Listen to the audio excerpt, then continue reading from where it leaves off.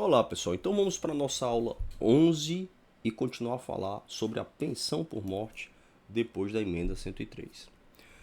Na hipótese de existir dependente inválido ou com deficiência intelectual, mental ou grave, o valor da pensão por morte de que trata o caput será equivalente a, inciso 1º, olha aí a diferença, 100% da aposentadoria recebida pelo segurado ou servidor ou daquela que teriam direito se fossem aposentados por incapacidade permanente na data do óbito até o limite máximo de benefícios do regime geral. Então vamos esquematizar utilizando como dado o valor da aposentadoria do falecido de R$ 4.000. Então o dependente A ele tem deficiência e o dependente B não tem deficiência. Como é que vai ficar o valor da pensão? Como o valor da aposentadoria do segurado que faleceu ele era de R$ 4.000, como tem um dependente com deficiência, automaticamente a pensão ela fica sendo de 100% desse valor. Mas André, tem outro dependente que não tem deficiência. Beleza, então ele acabou sendo beneficiado, mas a pensão ela vai ser de 100%. E aí como é que eu vou dividir o benefício? Por cabeça. Então o dependente B, que não tem deficiência, vai ficar com 50%, vai ficar com a metade. E o dependente A, que é o dependente que tem deficiência, vai ficar com a outra metade. E aí, vamos já para a próxima pergunta. E quando um desses dependentes falecer, o que vai acontecer com essa pensão? Aí a minha resposta depende do dependente que faleceu. Olha só, quando não houver mais dependente inválido ou com deficiência mental ou grave, o valor da pensão vai ser recalculado de acordo com a regra geral. Então vamos pensar nos dois cenários possíveis. Primeiro cenário, tá aqui, ó. Esse aqui a gente já viu, fica 2.000 para cada, perfeito? Aí primeiro cenário, o dependente que não tem deficiência faleceu. O que vai acontecer com a pensão do A? Continua de 100%. Só que agora, ao invés de ele ter que dividir os 100% e ficar com a metade, ele vai ficar com os 100% só para ele. Então, continua 100% em razão da deficiência dele e ele vai receber R$ 4.000 agora sozinho. Esse é o cenário 1.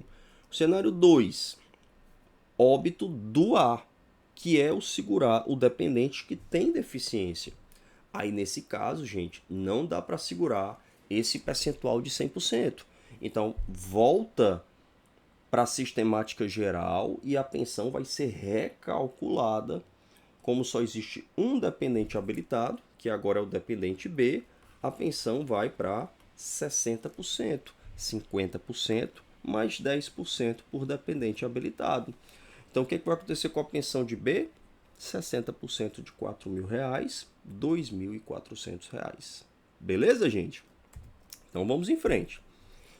O tempo de duração da pensão, das cotas individuais, por dependente até a perda dessa qualidade, o rol de dependentes, sua qualificação e condições para o enquadramento são estabelecidas na Lei 8.213.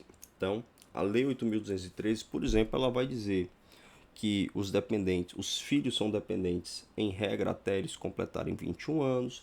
Ela vai dizer que os pais são dependentes da Previdência. Ela vai dizer que a pensão do cônjuge, do companheiro e da companheira não é mais vitalícia necessariamente.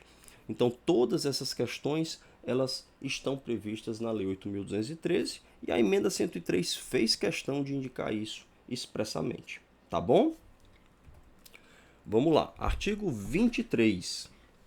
Para o dependente inválido ou com deficiência intelectual, mental ou grave, a condição de deficiente pode ser reconhecida previamente, isso aqui é novidade, ó, ao óbito do segurado por meio de avaliação biopsicossocial realizada por equipe multiprofissional e interdisciplinar, observada a revisão periódica na forma da legislação. Por que isso aqui é novidade? Porque até então o dependente ele somente se habilitava depois do óbito.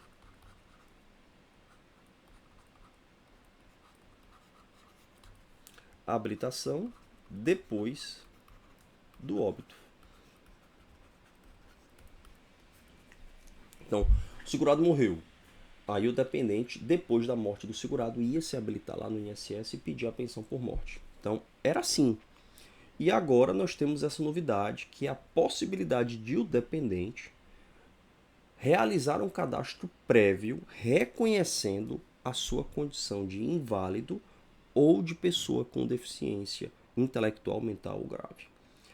Até onde eu sei, o INSS ainda não operacionalizou isso aqui, tá bom? Então, até onde eu sei, ainda não existe viabilidade operacional desse cadastro prévio do dependente para fins de recebimento de pensão. Mas abreviaria bem, porque o INSS já teria reconhecido a condição de dependente antes do óbito. Então, se o segurado viesse a falecer, a pensão ela seria concedida numa velocidade muito maior. Mas, até onde eu sei, esse dispositivo, que trouxe uma novidade interessante, ainda não foi regulamentado. Tá bom, gente?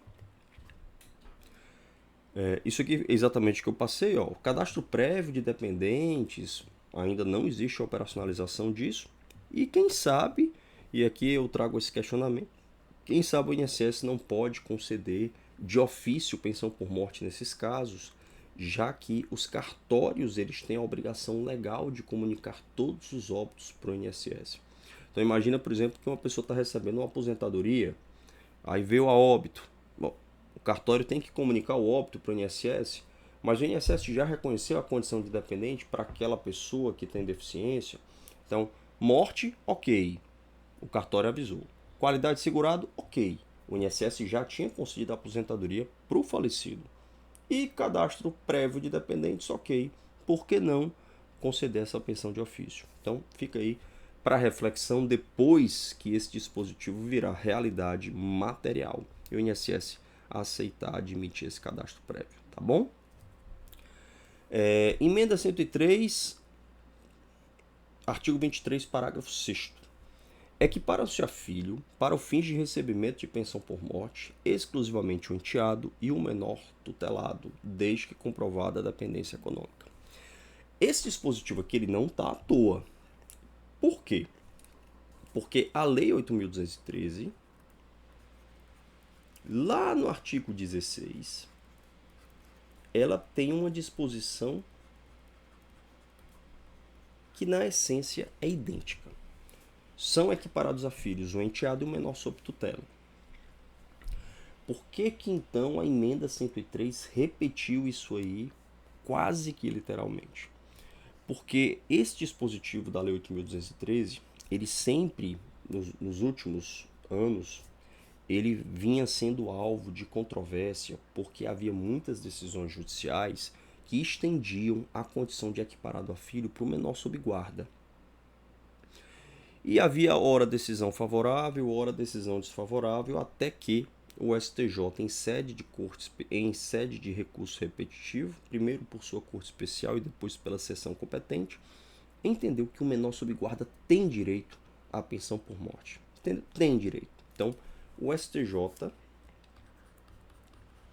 entendeu que o menor sob guarda é dependente previdenciário.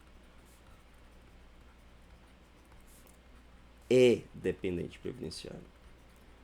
Decisão firmada em sede de recurso repetitivo.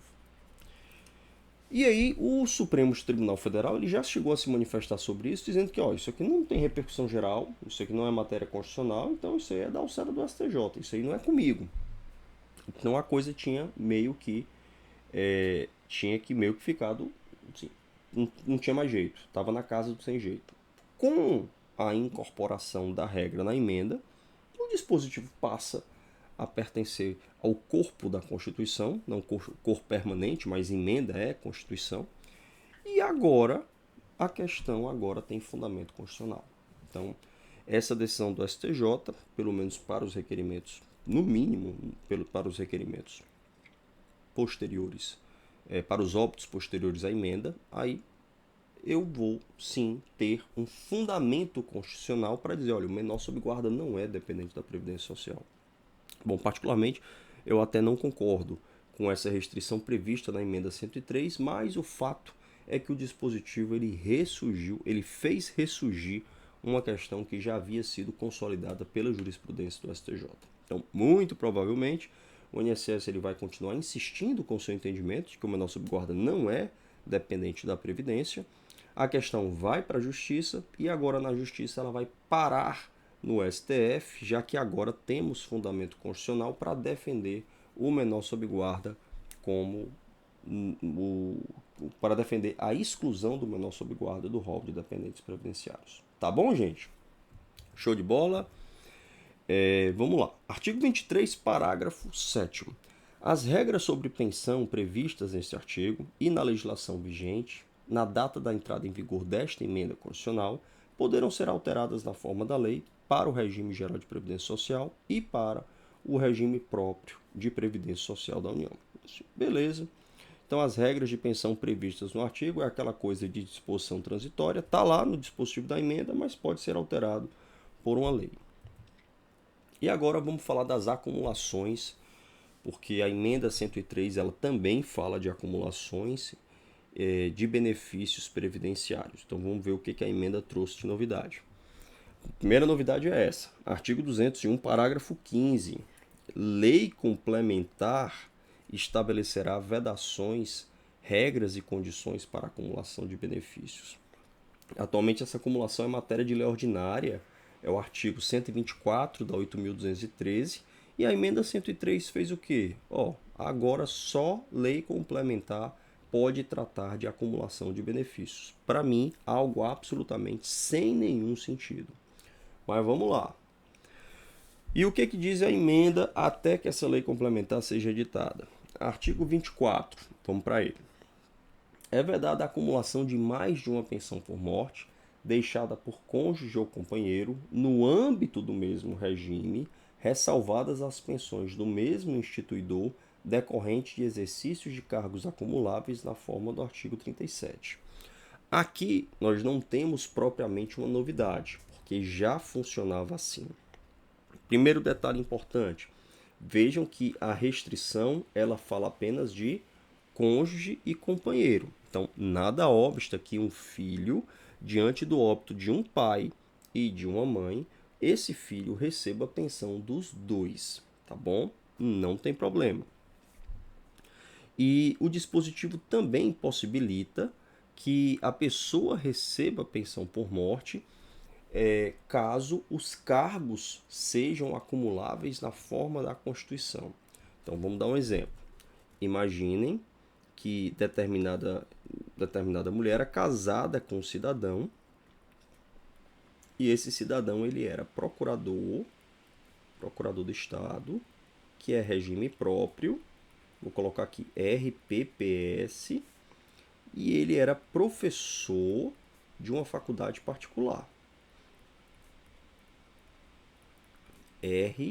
RGPS.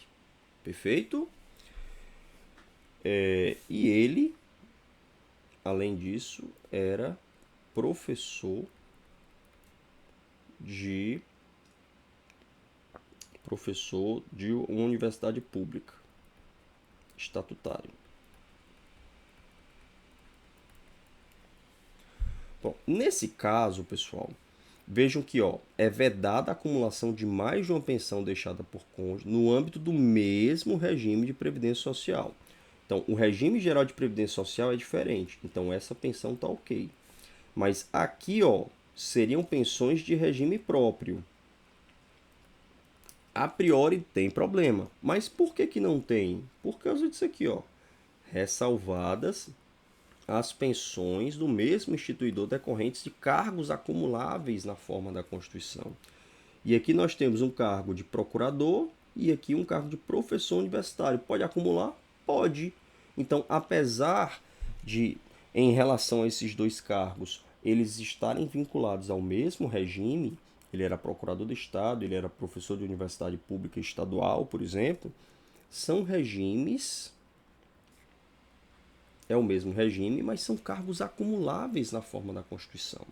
Então, ela vai poder, sim, receber essas pensões. A do regime geral, ok, e as duas do regime próprio, ok, porque são cargos acumuláveis na forma da Constituição. O que a emenda não deixa, e a legislação antiga já não deixava, era que, por exemplo, essa mulher aqui, ela era casada com esse cidadão aqui, Aí ele faleceu. E ela começou a receber uma pensão. Aí ela voltou a casar com esse cidadão aqui agora. Ó, voltou a casar.